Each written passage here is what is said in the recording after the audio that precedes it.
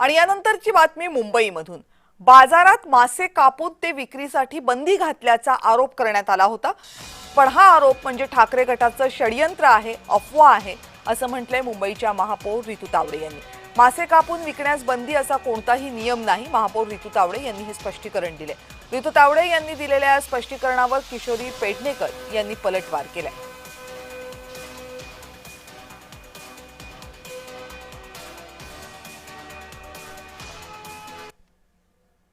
अशा पद्धतीचे निर्देश कुठेही दिलेले नाही प्रशासनाकडून दिलेले आहेत, नाही महापौर म्हणून मीही परवाच्या दिवशी माझ्या स्टेटमेंटमध्ये सांगितले, फक्त आणि फक्त अफवा। भारतीय जनता पार्टी आणि शिवसेना शिंदे साहेबांची पूर्ण कोळी समाजाच्या पाठीशी उभी आहे आणि कायम राहणार।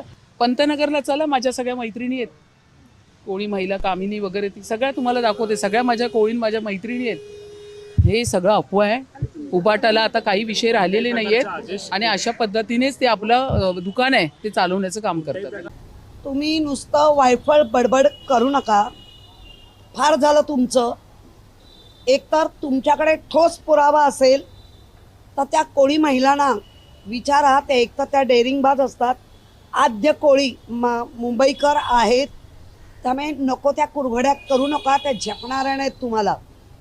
आणि कोळी महिला कोणाच्याही आधारावर चालत नाहीत, त्या पूर्णतः कोळी बांधव आगरी हे सगळे सक्षम आहेत, त्यांना आधाराची तुमच्या तर अजिबात गरज नाही।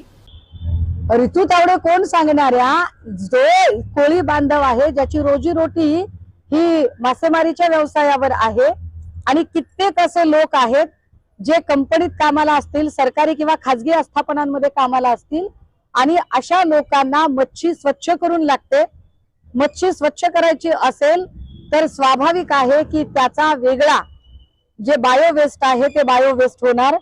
ते बायो वेस्ट त्याची विल्हेवाट कशी लावायची ही जबाबदारी महापालिकेची आहे।